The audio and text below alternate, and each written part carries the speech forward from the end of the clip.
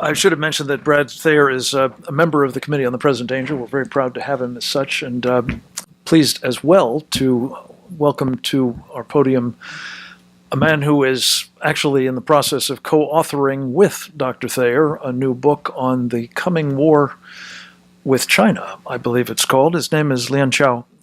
Han. He is the co-founder and vice president of the Independent Federation of Chinese Students and Scholars, and a very active participant in this committee's programs. We're delighted to have him back to talk a little bit about the CCP's regime resilience and civil resistance post-Tiananmen.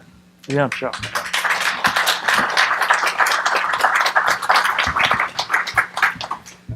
Good afternoon. On the eve of the 30th anniversary of Tiananmen Square massacre, I would like to thank all of you gathered here to commemorate the fallen and reflect upon the event to help China move forward. I'm sure you have heard the Chinese defense minister's remarks about Tiananmen Square massacre. He insisted it was a riot and the crackdown was correct and justified. Of course, that's bogus.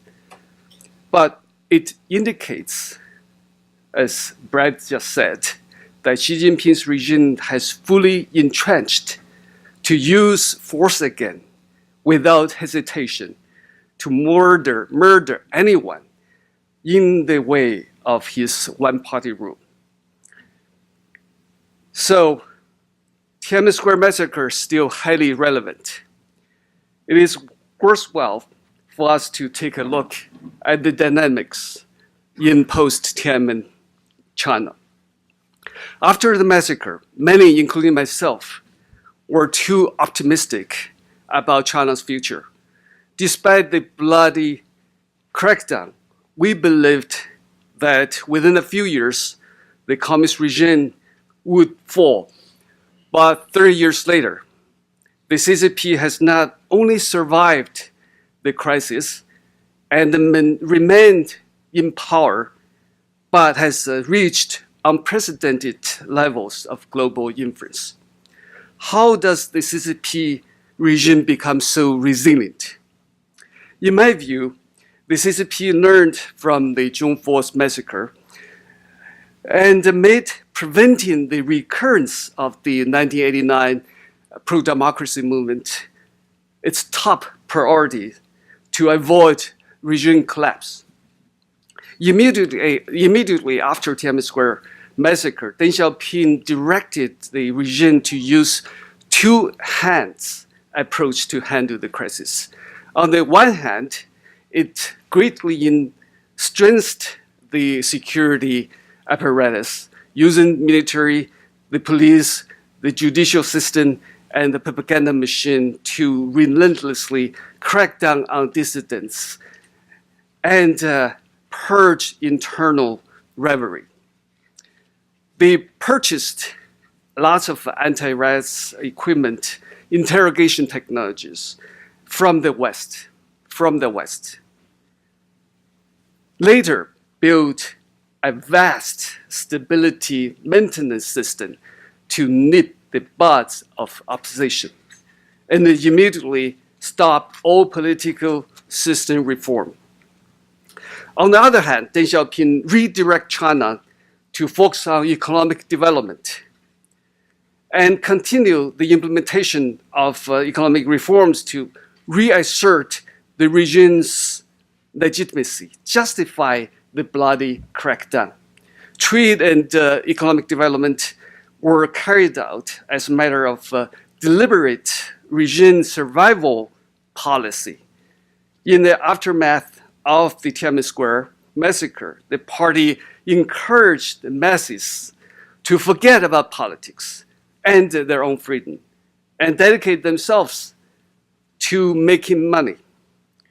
At the same time, the regime also became more adaptive with diversified and more sophisticated governance means, resulting in greater control of state power, then also curtailed temporarily the party president's profiteering activities to quell the public anger.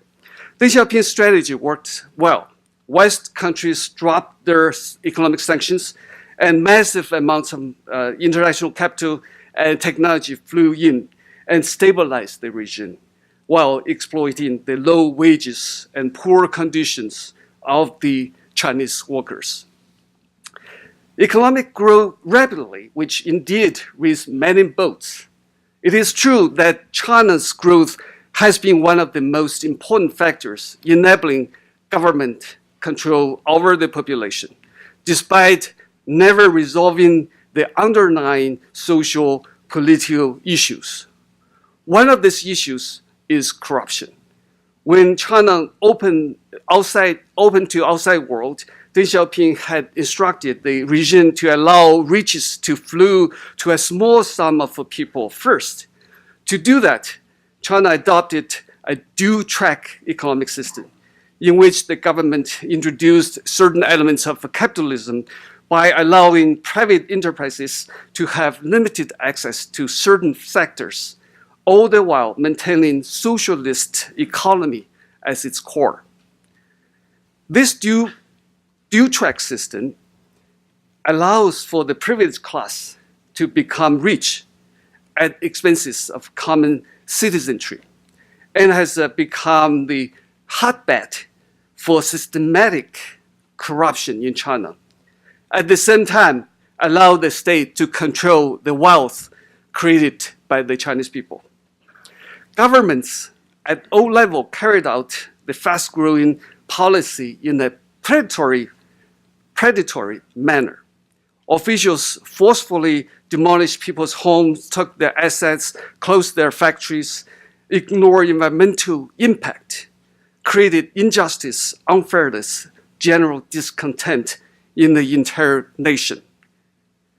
This resulted in a revival of rampant profiteering, almost exclusively enjoined by the princelings and the government officials.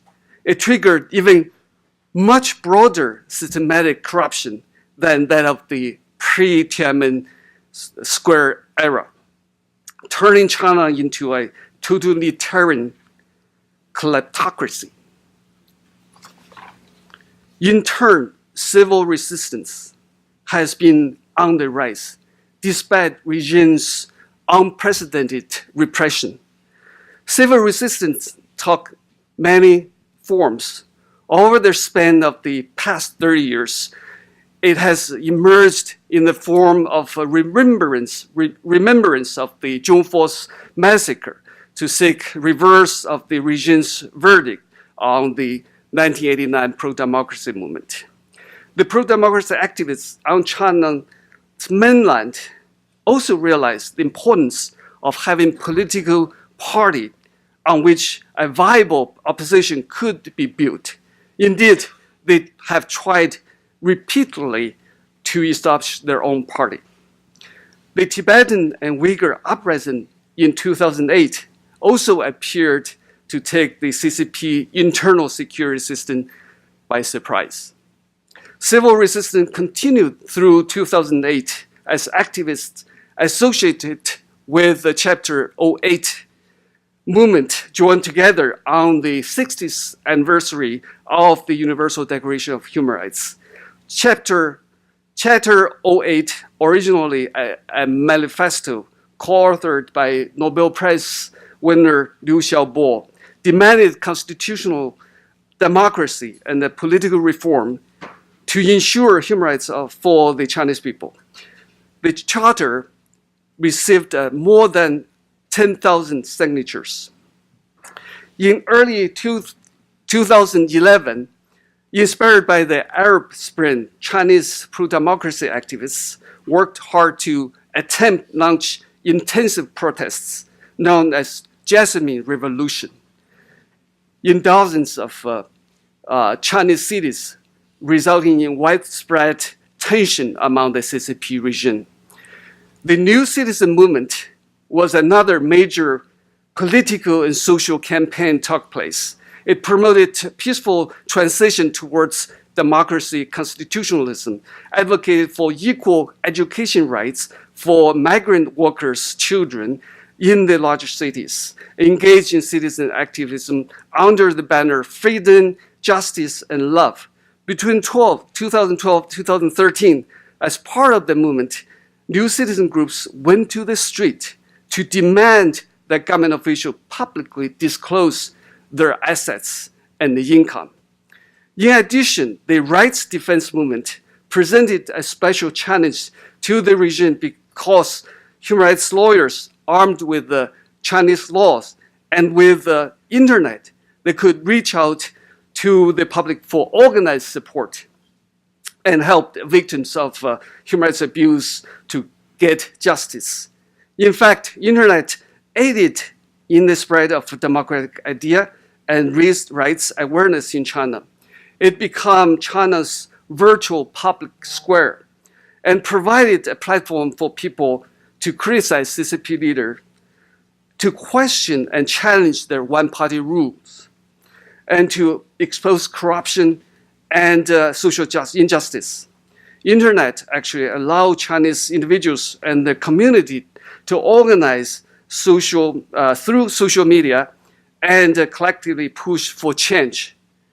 Using internet, the rights lawyers won many cases. Of course, all above civil resistance campaigns failed, were suppressed by the Chinese regime. The Chinese regime has become even more dictatorial and more repressive. Under Xi Jinping, the regime has entered a mood of bottom line thinking. That is, all civil resistance activities, no matter how small, must take seriously, as if the regime's survival depends on it.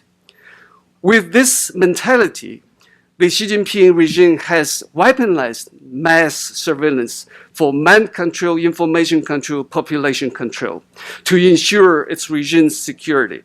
Over the years, it has been spent enormous money to build a total surveillance system. Consists of three main platforms: Skynet, Safe City, and Sharp Eyes, that target both cities and rural areas. China is about to complete its installation of 2.7 cameras around the country with 50 million cameras that has a visual recognition capability.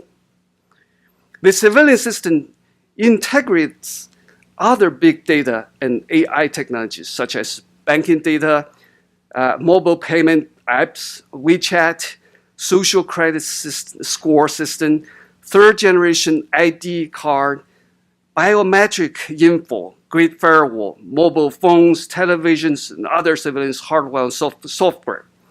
The totality of this allow the CCP to weave a tight net that no one can escape their watch. It has effectively silenced the voice of political and civil activists in public space.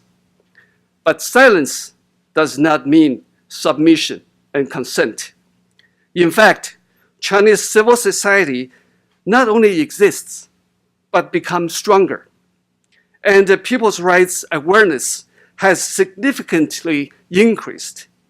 The undercurrents are surging everywhere in China. Any random event could trigger another Tiananmen protest at any moment.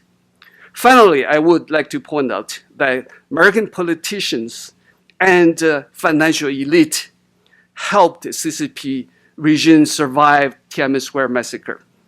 Today, American companies, Wall Street, and universities are still helping Xi Jinping build this pervasive surveillance system to suppress the Chinese people, which is a real shame. A half century ago, Professor Sutton wrote a book called Wall Street and the Rise of Hitler, in which he collected sufficient evidence to show that Wall Street elite, quote, do not journey to Washington as lobbyists and administrators in order to serve the United States. They are in Washington to serve their own profit-maximizing interests. Their purpose is not to further competitive free market economy, but to manipulate a politicized regime, call it what you will, to their own advantage, unquote. The Wall Street elite aided Hitler's rise, which led to the World War II disaster. And they're still helping Xi Jinping, or Chinese people call Hitler. So let's not forget the lessons of history. Thank you very much.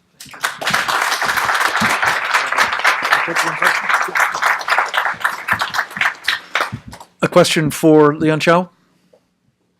Yes, ma'am. There is a microphone. It needs to be a little more centrally located, I think. Is it on? Can you hear me? Yes. Lianchao, I want to thank you for all of the great things that you've done for your people. Thank you. And also for your hard work here in Washington. There's something that some of us are aware of, being Washingtonians, and some are not. And I'd like to bring to everybody's attention something that happened on June 22nd, 1989. There was something known as the Tiananmen Square Park Authorization Act. It was set up by my now late husband.